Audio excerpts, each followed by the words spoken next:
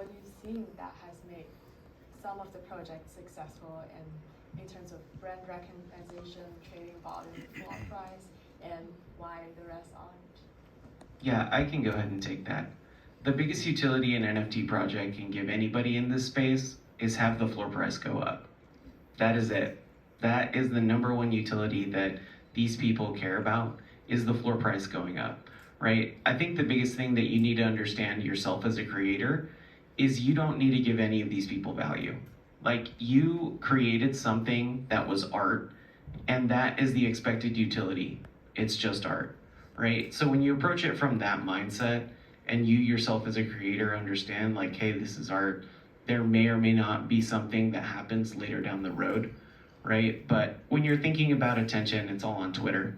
It's really all gonna be what your Twitter presence is, who's talking about your project.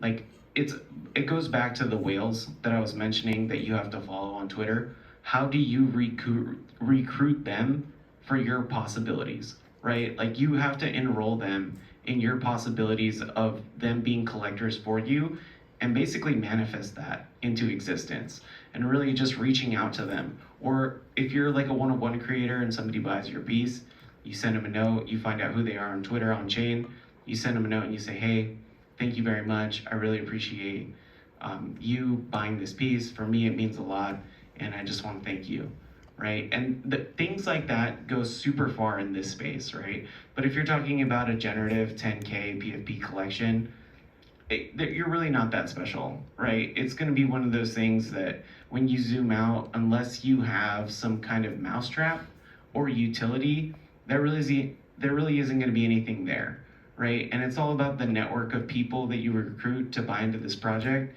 because it's a digital country club, right? Like, you're talking to people on Nerd Slack, which is Discord, right? So that is the utility, is who is in this country club. Well, I think what Manny just said is why the system is a little bit broken, right?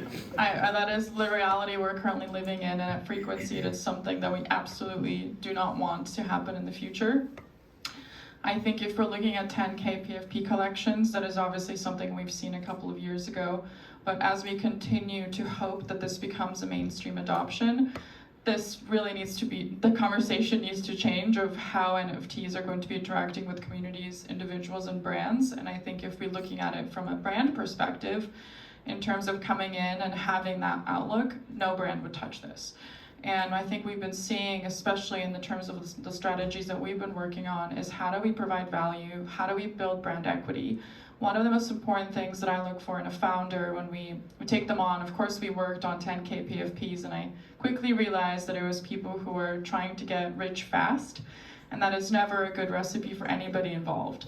Funds have been missing, treasuries have been missing, and so my number one thing when we screen a client is KYC, and that is trying to understand what are their goals, who have they worked with, do we know anyone that they worked with, do we know anyone who invested capital into their firm, and so we basically sort of do our own research, and then we really try to understand that trajectory. And my second question is, how long do you want to build this for? And if the question is, oh, I just want to do it after, and leave after the mint, that we're absolutely not working with them, because the hard work starts after the mint of building the community.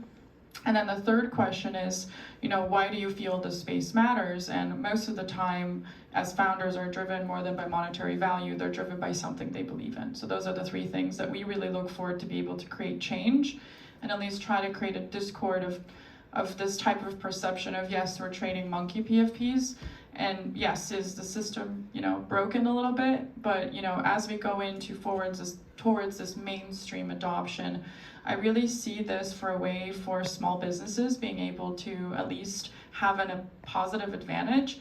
We've seen Starbucks building the loyalty program, we've seen Lacoste being able to offer specific experiences as relates to their brand, but Lacoste can do anything, right? They had, I think it was like GameStop partnership before they had the Web3 activation, can't remember exactly. And for small businesses, I think it just gives such an interesting chance to interact with your community. You can ask directly in terms of A/B testing.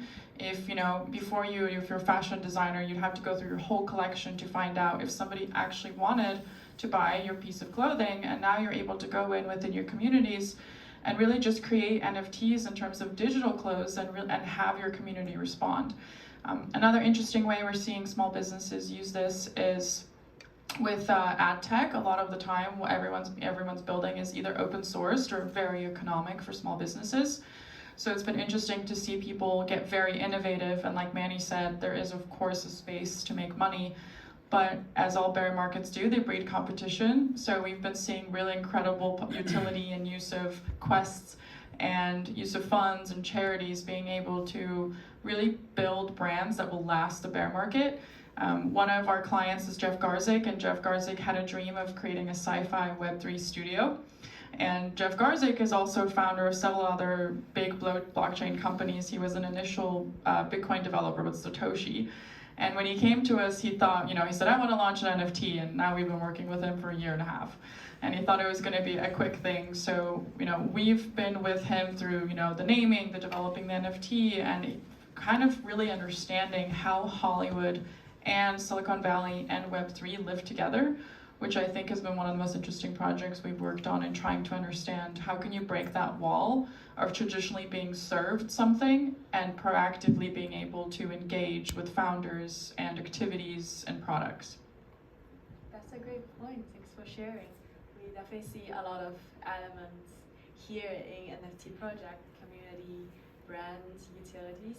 So we are also touching a little bit on the different motivations of collecting and trading NFTs, whether it be for the art value, for the community access, or just seeing it as short-term investments. So what do you think about the future of NFTs as it has more adoption in terms of different motivation? Yeah, I can take that. I think one of the easiest use cases to look back at for future adoption is rewarding holders, right? If you look at Spotify and then you look at Facebook, Instagram, Twitter, everybody lists how much they listen to a certain person, and they were the top 1% of Taylor Swift listeners. My wife's included in that, right? So what if Spotify could reward her with access to buy tickets to do that, right? Because she's in the top 1% of listeners for this person, right? And now you can identify who these people are, and the artists can sell them merch. I mean, I'm sure Sean can totally elaborate on all of this, right? But this is one of those things that you can find super fans, and if you have 1,000 super fans, you can take over the world, right? And as soon as you identify those, it's one of those things that it'll just create this flywheel for you. And this token gated access, I think, is probably one of the things of future tech that I'm the most excited about, especially in the music industry. But I mean, this is just the beginning, right? I mean, when did this start? 2009? Bitcoin came out. I mean, Solana's not even out of beta, right? Ethereum came out in 2014. That was a decade, right? So I don't know. They sent people to the moon 40 years ago, right? Or got 60 years ago. I don't even know how long it was. I wasn't even born. But it's one of those things that we can come very far very quickly, and we're just scratching at the surface. Well, Manny, you're reminding me of the music example. Has everyone seen that TikTok video with David Guetta when he sampled the Eminem song and he performed it live? It turns out that Eminem did not actually record that song, and David Guetta thought it was quite clever. He did interviews obviously saying that he used AI tools. And this sparked an idea in my head of trying to understand how can we use blockchain technologies and NFTs specifically to have use cases when AI has so many use cases today that it's kind of scary. And through verification and trust of NFTs, I really imagine this type of end-to-end transaction using AI to be able to kind of create AI royalties. So, if Eminem decided to one day code all of his lyrics into Junior, which is my new startup, so Junior would have Eminem's mind, and every single time someone would sample a lyric or a song in the likeness of Eminem, he'd basically get a kickback and a royalty as it relates to his ideas. And so I think in terms of mass adoption, being able to play around with different technologies that are ready or pushing the boundaries and aligning blockchain with that narrative is going to be imperative as we get caught in this sort of NFTs are blockchain are a scam discourse. And as I mentioned earlier, these are all examples where currently as it stands, For that Eminem example with David Guetta, that lived on TikTok, that eventually had to go to a streaming service and had all these different intermediaries involved. Whereas if David Guetta, was able to self-validate the voice from Eminem, give him a little piece of that record, and then eventually, that finalized record can be self-validated by fans for their USD. This is a type of fluidity and the problems we're trying to solve with proof of reception to allow this to go smoothly on the back end versus going through all these different fragmented intermediaries that ultimately, while they're validating the transaction, they're also taking our data. They're getting into our relationship. Sometimes they're selling our data to third parties. So we really believe in a paradigm where all 8 billion humans should be entitled to their personal data, time, and skills, and leverage that as their personal currency to get music and other necessities. And as we kind of provide this for these different use cases, it is our intention to make all these examples become more fluid and really put the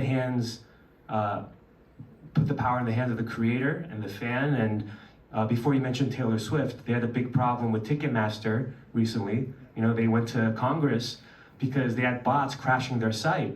And all these social media platforms, you think that they have all these users, but a lot of them are fake accounts. And these big centralized systems have no way to validate each of these individual accounts. So POR can also provide the authenticity of humanity. You're not a real person on this network unless you have proof of reception of your humanity, be it a biometric, be it some type of identification or validation.